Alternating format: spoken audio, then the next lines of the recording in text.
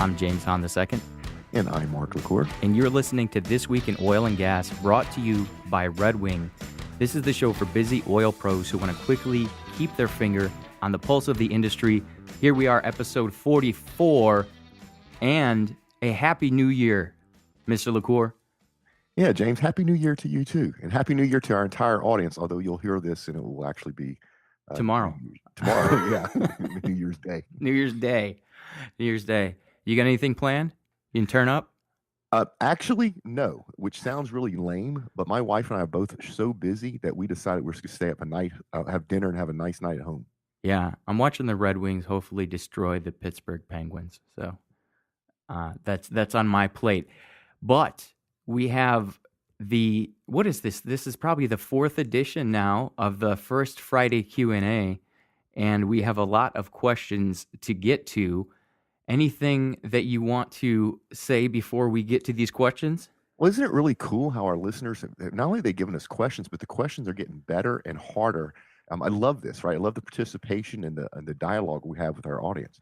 Yeah, that is a really great point. They're getting much more dialed in with more detail, and hopefully we can stump Mr. LaCour a few times here. Okay, wait, stop. That is not the goal. The goal is not to stump me. All right, let's set that as a goal. So we're going to start off with Zachary Fogelson, and he writes, first off, I'm a big fan of the show, been listening for about 6 months now, and it's been unbelievably helpful for me in my current job as I'm new to the industry. A couple questions for you and James. Considering that bankruptcies do not mean production will stop for E&Ps, see link, and he actually links to a story that Magnum Hunter filed for bankruptcy. And so I'll throw that in the show notes at triberocket.com/TW44. So at any rate, considering that bankruptcies do not mean production will stop for E&Ps, do you think that even if a large number of firms go under, we won't see crude prices stabilized? How long can firms remain operational after they go into Chapter 11? Yeah, Zachary, man, what an awesome question. This is showing how you're thinking way ahead of everybody else. This is great. So I guess the first thing for me to say is there's different types of bankruptcies. Chapter 11 is when the bankruptcy laws allows the company to continue to operate. But what happens is the debtors now control the company, and there's a bunch of legal requirements. They have to put together a plan, and there's a time frame. It's the whole goal is to try to keep the company up, get rid of as much debt as possible, so that people can continue to have jobs, and the company can continue on. So the last part is the question: how long can they remain operational after they go Chapter 11? It may be years, right, or months or years. There really is no timeline. It's all built around whatever the bankruptcy plan that gets approved. It has a timeline in it. And then the other part of the question, if you think about this, so if they go Chapter 11, they're still in operation. He's saying, will they keep producing? And this way, you won't see crude prices go back up. Great question, but what's going to happen is, and we've already started to see, this is the very end of 2015, production is going down in the U.S. So the production and the filing for Chapter 11 have some correlation, but they're not directly related. So production is going down regardless of whether these companies are filing Chapter 11 or not.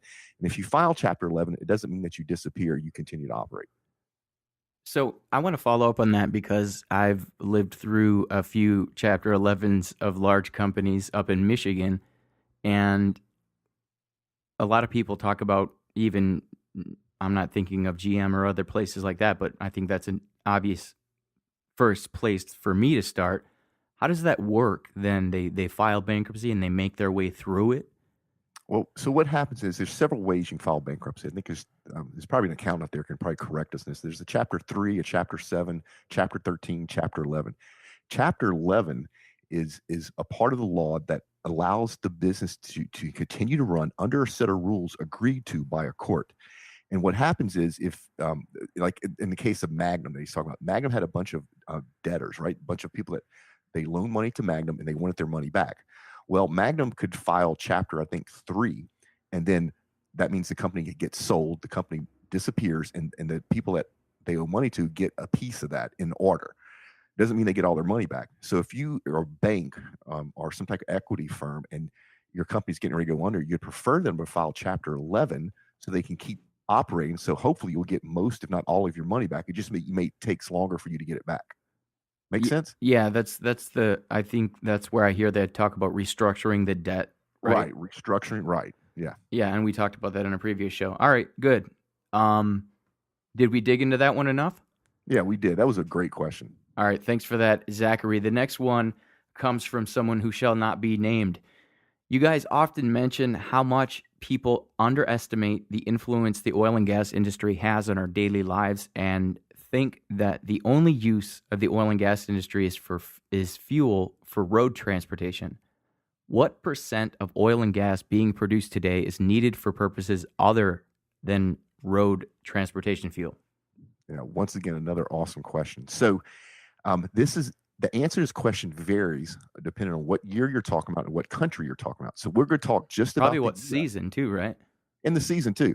We're going to talk about just the U.S. in 2015. So, in 2015, a barrel of crude, about 45% of that crude is turned into transportation fuels, and that's gasoline, diesel, jet fuel. The other 55% is turned into stuff. And you would be amazed at the stuff that's made from oil and gas. Think about adhesives that comes from the oil and gas industry. Think about all the different parts in cars that are made from oil and gas to make them lighter and more fuel efficient. Consumer products, think about the buckets, Tupperware, all that sort of stuff comes from oil and gas. Industrial applications is all kinds of high tech products that industries use that come from oil and gas. Lubricants, every lubricant that practically it's used other than what goes into satellites in space comes from the oil and gas industry. Interestingly enough, the lubes they use for satellites in space are actually whale oil from a whale because it's the only one that is not as temperature sensitive, so they can have it in 0 degrees or have 300 degrees and still lubricates.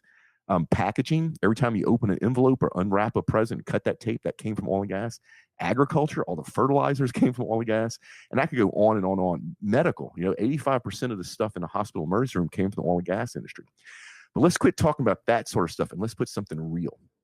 1 barrel of crude oil, about 35 polyester shirts is made from the remains of what's in that crude after they use the rest for fuels. So think about that. 35 shirts can be made from, that 1 barrel of crude. That's multiplied by the millions of barrels that are produced today, and you can get a feel for what actually the oil and gas industry adds to our society.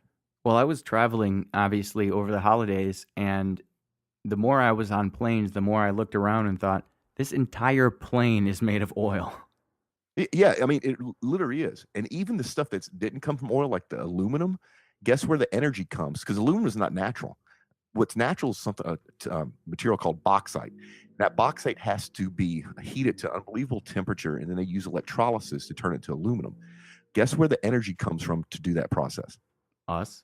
Us, the oil and gas industry. Right. So even the aluminum that was on your plane, that's not a product of oil and gas. It needed oil and gas to be manufactured. Right. All right. Well, I hope that helps, Mr. I think it was ABC who asked that question. So, moving on to Jeff King, who's coming in with a little sassiness here. We're gonna push back on you, Mr. LaCour. Good show. I really enjoyed it, but I cringe a bit every time you say the oil and gas industry solved the U.S. acid rain problem. Most of the, I'm saying SO2 and NOx emissions were from coal. Yeah. What's that? So sulfur dioxide and nitrogen oxide. Got it. Emissions were from coal-fired power plants, and government regulation was the catalyst for change. In 1989, the U.S. Congress passed a series of amendments to the Clean Air Act. Title IV of these amendments established the Acid Rain Program, a cap-and-trade program that required companies to comply with new regulations and reduce emissions. But that's a nitpick. I do really enjoy your show and learn a lot from it. Keep up the good work. So what say you, Mr. LaCour? Yeah, so he's absolutely right. I probably should not just so freely say that the oil and gas industry solved the acid rain problem, but he's right. The Clean Air Act is what was the stimulus, the motivation, right, to remove the stuff that we knew was dangerous to people and to the planet.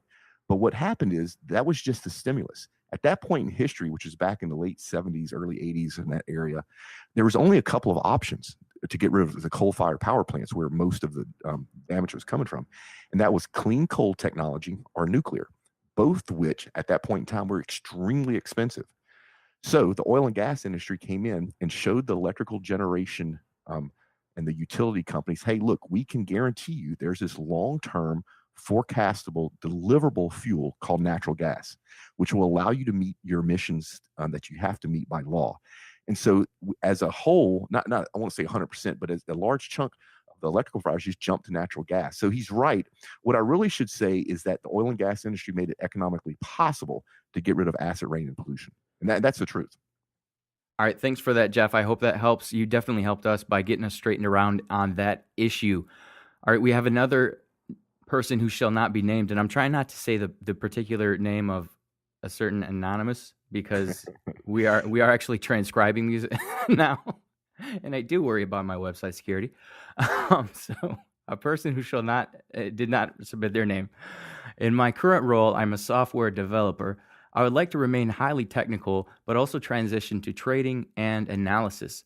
What companies would you recommend I look into, and what skills are most important for me to demonstrate to potential future employers? Yeah, I hope person who doesn't want to be named has actually thought this through. That trading floor is brutal. Now you make a lot of money, but that has a high burnout rate. But if that's what you're looking for, there's a couple of places I would tell you to look that you may not even think of. So before you try to get a job on the trading floor of Shell or Conoco, something, there's a company called Price Waterhouse Cooper, PwC, and they do a lot of um, consulting and a lot of training for the oil and gas companies around commodities and energy trading. So I would actually reach out to PwC, see if you can come in the door there, because they will teach you the industry from the ground up so that you can better serve their clients, which are the big oil and gas companies. So think about that. They would pay you to basically train you so that later, if you wanted to go work for Motiva Training or somebody like EDF or Conoco or Chevron on their trading floor, or even on the utility side, somebody like Direct Energy, you've been trained properly from the ground up. As far as what skill sets, we've talked about this for other jobs, and it applies to this one a lot. You got to be able to disconnect yourself emotionally from the math and the statistics that tells you when to buy and sell. You can't do stuff on a hunch. You have to make it a science.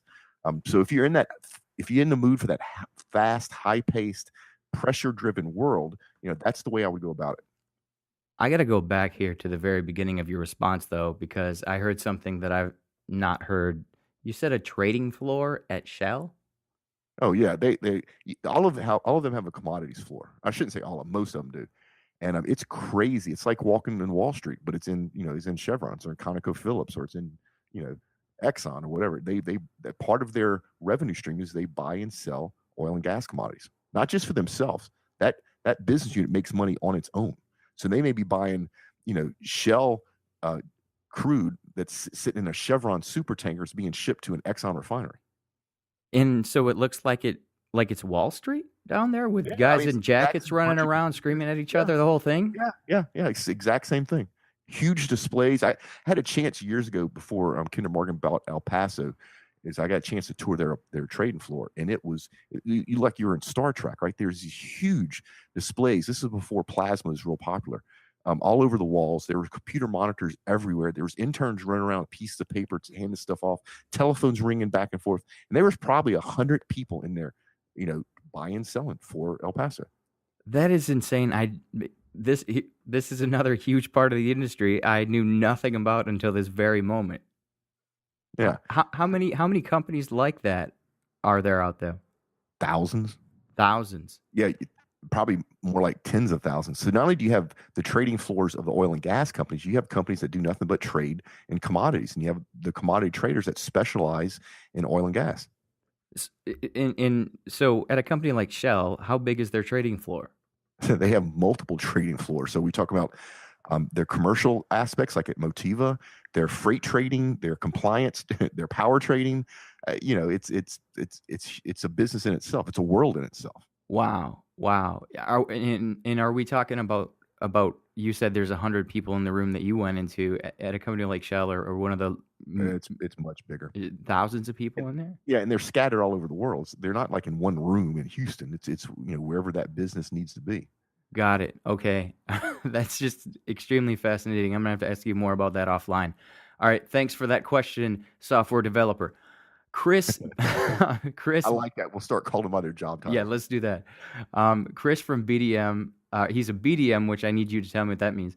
BDM for Premier Chemical, and his question is, Mark, I'm a dedicated listener of the show, and I truly uh, appreciate the time you guys invest in providing valuable content. I wanted to start by offering some clarification on a story you guys covered about Devon Energy's acquisition in episode 41. The acquisition was three parts. The first part was Devon's purchase of close to $2 billion worth of assets from Felix Energy in the stack play, which is in the Sooner Trend section of the Anadarko Basin in Oklahoma, not in the Powder River Basin, as you guys stated. The second part of Devon's acquisition involves $600 million in assets from an undisclosed third party. That acquisition was in the Powder River Basin, which is in Montana and Wyoming, not Oklahoma. That was my fault. The part of the deal associated with Felix was, or E-Link, Enlink. Okay, sorry. With Enlink was for acquisition of Tall Oak Midstream. Also, another interesting point is that the partnership between Devon and Enlink is less of a new deal than maybe some would think. Devon previously owned 70% of Enlink, so I'm not sure that quote merger is much more than just money moving around within the same set of hands. Thoughts, Mr. LaCour? Yeah, so BDM's business development manager. Chris, thanks for pointing out where we where we messed up. And for our audience, we actually want you to point out when we make mistakes or if we get something wrong. I mean, we like to learn too, right? So this is a way for James and I to make sure that we're learning the right things. So he's absolutely right on every single point that he touched on. I think it's funny how we got the geography mixed up. That's really embarrassing. Now, I do wonder a little bit, Chris, how often do you get out if you're paying that close attention to our show and you realize that our geography was off? And I'm just joking about that. Good He stuff. says that to me all the time, guys. So don't worry about Well, it that. is true about you. It's different. That's different. All right. You need to get out more. But one of the things I want to talk about this. So, talk about Devon and Crosstech created this Enlink midstream. And if you read all the financials and you go through the deal, what they really did is took their respective companies and formed a master limited partnership, an MLP. And I don't want to go into all the tax stuff around MLP, but MLPs were real hot a few years ago for oil and gas companies because it gave them some tax breaks and shifted some liability. And so you saw a lot of MLPs starting up. And then you've seen a couple of companies, most noteworthy, Kinder Morgan, who dissolved them MLP because it wasn't worthwhile to them from a fiscal point of view. So the whole takeaway from this is it looks like Devon and Crosstech, when they formed Enlink, it looks like their final goal was to form an MLP, which is what they did. But good stuff, Chris. Good stuff.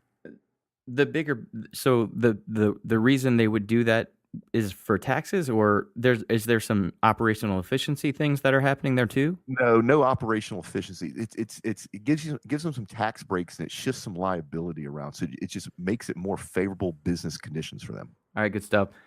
We got someone looking for a certification here. What would be one certification that you think could help almost anybody in the business get a promotion or get another job, regardless of position or segment? Yeah, think about that, James. That's a hard one to answer. When I look at that, there's two things that pop in my head. Basically, anything around process improvement. And the two big ones are, of course, Six Sigma and a lean manufacturing. And of those two, I would say lean would be my preference. If I'm thinking about hiring a salesperson and he has a lean certification, so he understands about improve the process, think about what he could do for my sales organization. He could shorten the time from the moment that we have a prospect until we actually close the deal. He also probably could save me money. And if if there was an engineer, right, and he has a lean certification, well, I bet he can improve our engineering process, and so on and so on and so on. So if I had to only pick one, regardless of where you are in the industry or what segment, I would probably pick a lean certification. That's interesting because I thought you might say Six Sigma. The first thing that pops in my mind is MBA, but of course that's not a certification. Yeah. And I don't know if I would suggest people get an MBA. That's not as important as it used to be in this industry. It used to be if you had an MBA, you were assured of upper management. Now, what people want, especially big companies, is they want experience. There is some education they want you to have, but once you have that education, they can make that check mark on that box. What they really look like at is your experience. So we're going with lean. Is lean an acronym for anything or No, no, shortening? no. It's two different approaches. Both are process improvements. So Six Sigma actually came from I think Motorola, and it was GE is who made it so popular. I think Motorola invented it, and then Lean actually came from Toyota. So two different approaches. Philosophies are slightly different. The newest thing in the last couple of years is somebody combined them together, and it's called Lean Six Sigma. Yeah, Um, I'm looking at that right now. yeah, I still think you're better off with just a Lean certification. Would be my number one choice. Number two would be a Six Sigma. All right, perfect. And bringing us home here, we have Sam Wilson, self-employed investor, no website. We're gonna have to work on that. His question. Sam, First, reach out to James. He can help you with that. first of all, I enjoy your podcast and the fact that you're based in Houston. You provide a much needed perspective that is lost in the mainstream media. Two questions for your show. One, Schlumberger acquired Cameron in 2015 and has also teamed up with TNT, a German rig manufacturer, to create a new line of land drilling rigs. Is the idea for Cameron to provide the rig equipment needed for these land rigs? Cameron does not have a strong portfolio on rig equipment. NOV is the clear leader, and I don't believe the Sense acquisition and its products are going to sit well with Schlumberger and what they are planning to do. So let's just pause there because that's enough to unpack, and we'll go to the second one. That's some good questions, and Sam's obviously in the industry to ask questions of this much nuance and detail. So Sam, I'll tell you this much: if for some reason Schlumberger and Cameron, their executives, don't call me and ask my opinions on stuff, they should, but they don't. So what I'm going to tell you is what is going around the rumor mill. I can't make any guarantees on this, and please don't invest any money based on what I'm about to tell you.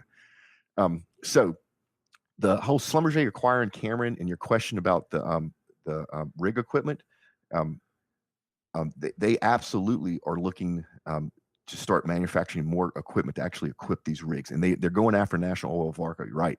NOV is the 800-pound gorilla in that room, and I think that actually with Schlumberger's guidance and Cameron's manufacturing ability, I think they can actually go after that. And then as far as the rigs, what's happening is Schlumberger is niching out a piece of the market with specialty rigs. So they don't want the standard whatever rig that everybody else has. They're going after specialty rigs. So rigs that can either move themselves or highly robotic or really high horsepower. So they're trying to niche themselves in the rig market. So it's really good questions, but that's what it looks like that they're doing. What's the Sense acquisition? So the Sense acquisition was a Norwegian company they acquired that actually does some engineering and manufacturing of rig equipment. They obviously go keep that. I don't think they're going to roll that off because they are going after National Oil Wells book of business. So that's the whole reason they acquired Sense. So they're going head to head with National Oil Well Fargo. I don't think they're going head to head. I think that would be foolish. I think they're going to come out sideways, right? I think they're going to flank National Oil Well, and they're going to figure out things that Schlumberger can do that National Oil Well can't. One of the strengths of NOV is their global supply chain. They can get a pump anywhere in the world better than anybody else. So I think what Schlumberger is going to do is go after its stuff that's not so much a commodity that they have a leg up on National Oil Well. Like there's a lot of valves that Schlumberger is now going to have access to that high quality, high end valves that Cameron manufactures. The National Oil Well just can't really get at a competitive price. And there's some stuff out there that you just can't get, period. So it's going to be an interesting battle to see what happens in the next 5 or 6 years with that.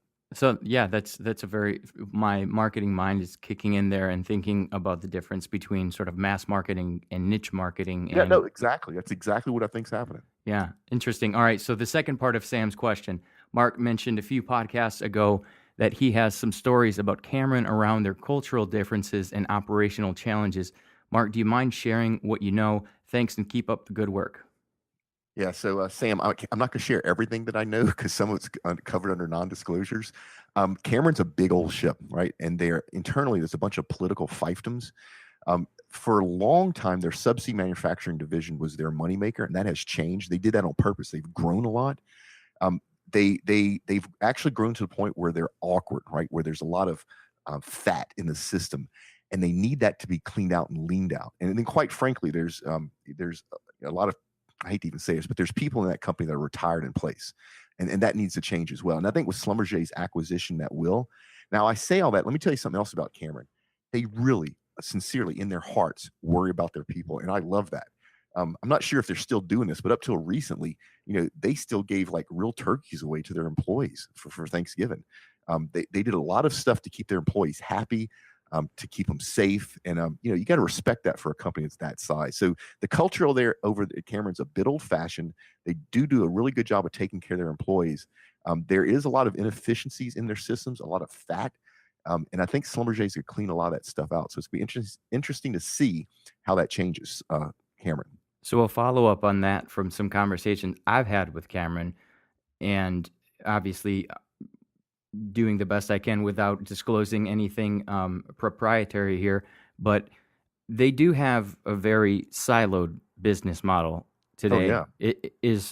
In maybe you can unpack what I mean by that, and then is Schlumberger going to help to change that? Yeah. So Cameron, and I don't even know, I think it's 13 now, has 13 or so different business units, each one its own political fiefdom. So Cameron's measurement division does not know anybody in Cameron's subsea manufacturing, who does not know in anybody's Cameron surface, who does not know anybody in Cameron valve, and so on and so on. They all operate independently. I think recently they finally implemented a global supply chain. It used to be each of those business units had its own supply chain. Think how crazy it was. Yeah. Wow. But their margins were healthy enough to support that type of inefficiency. And in this low crude price market, after Schlumberger's bought them, that's going to have to go away. And Schlumberger is really good at cleaning that sort of stuff up. Yeah, and in their defense, that's not an abnormal thing. No. That's unfortunately it's common.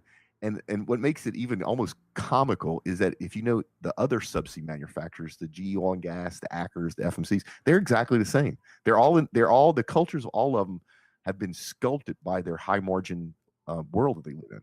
Right. And yeah, another plain conversation I was having, woman was fascinated by the industry, which was fun. But yeah, explaining, she says, well, how do they survive then with this? I'm like, well, everybody's trying to figure out how to make more with less. And right. It's helping. And so thus concludes our questions. My onion of the week, Mark says is just wrong, so I had to go with it. Slightly overweight middle-aged woman, really carrying rest of church choir.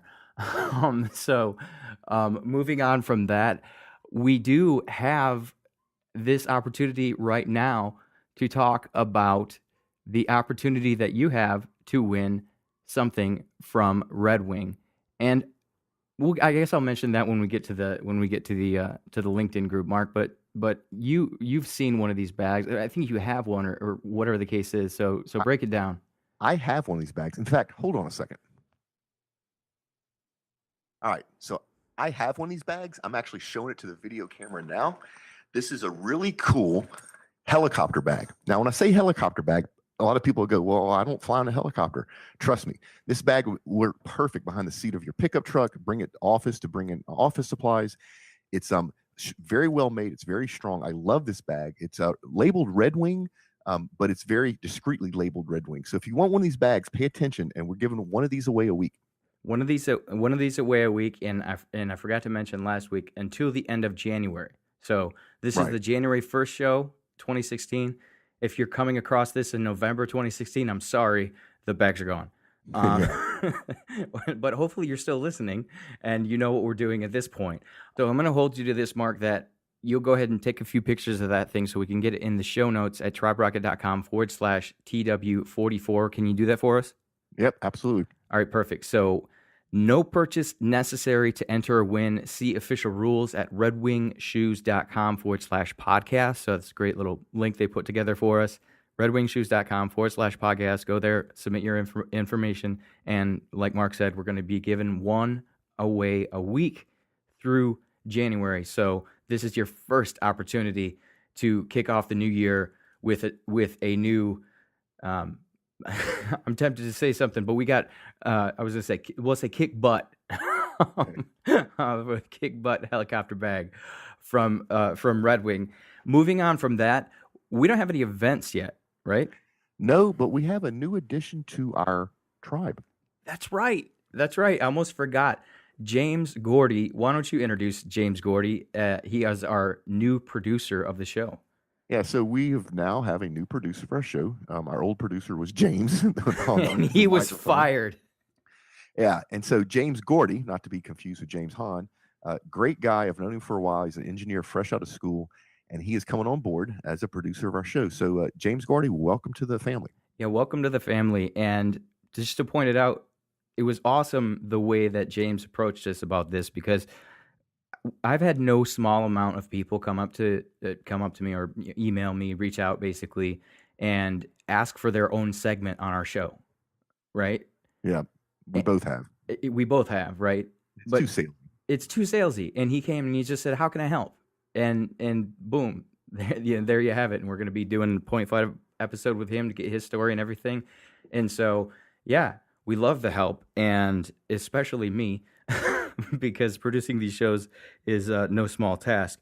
But moving on from that, I'm going to talk about reviews, because I religiously watch where we show up for the word oil. If you just only type the word oil into iTunes, and what happened is that Platts, in all respects, due to a competitor in content production anyway, they I don't know if they had the show on here before, because I've never seen it, but it's Platts Oil Markets Podcast, and suddenly it was 36 episodes just showed up, and they knocked us off of our top ranking on the front page for that. But we got one review that kicked us up over them, and so let me go ahead and read that one as soon as I get to it. Thanks, Oil and Gas Newbie, December 23rd, 2015. I love the weekly updates. Mark and James provide good summaries of what's going on and why, in a format conversation that's very engaging. I also enjoy listening to Mark's 2016 outlook. 60 to 75 oil certainly looks like a bold call. It is a bold call. It's a bold call. Anyway, thanks for all of your time and effort in putting this together. I love it. And I stated the date there so that I can underscore the point that we always talk about, that iTunes is a search engine. The more reviews we get, I'm not joking, I'm not making this up, it pushes us up, because I watched it happen where Platts knocked us off, we got a review, and now we're back in the front when you just search the word oil. So please help us out. Go to tribrocket.com/reviews or TW reviews, tribrocket.com/TW reviews. And what does it take, a minute, Mark? Yeah. Hey, come on, audience. If you're competitive, you play sports, you watch sports on TVs, help us kick one of our competitors' butt. Go leave a review. It takes a minute and a half. We want to smoke them. So Yeah. as many reviews as we can get, we would love to have them. And that's a really good point, because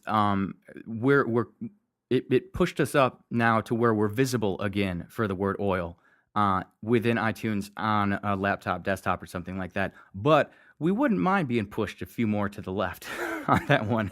And so, I was going to mention this before about the LinkedIn group, and so I guess we can wrap with this.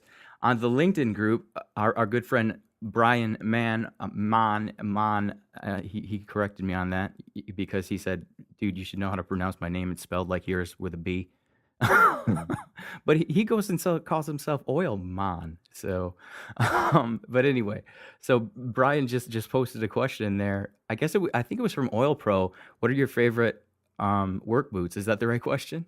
Yeah, and it's interesting, and this has nothing to do with Red Wing sponsoring our show. I have 2 pairs of Red Wing steel toes that I've had for at least 10 years, way before the show even existed, and they are my favorite boots when I'm out in the field when I have to wear steel toes, and I still have them. So, it was cool that Brian reached out and asked that question. I can sincerely tell him Red Wing, which just happens to be our sponsor. So, hats off Red Wing for making really good stuff. Yeah, and we got a couple other people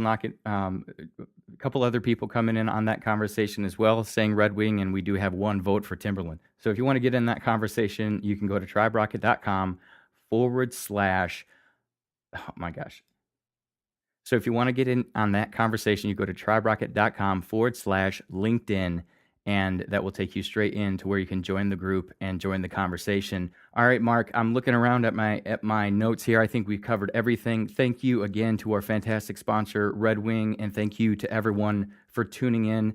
Again, you can get all of the news or all of the questions and links to the people's websites that gave us them at triberecord.com/TW44. And if you forgot any links that we mentioned here, they're there as well. All right, Mark, you ready to get out of here? Yep. Folks, do great work. Pay it forward, and we will see you next time. Go find some grease, guys.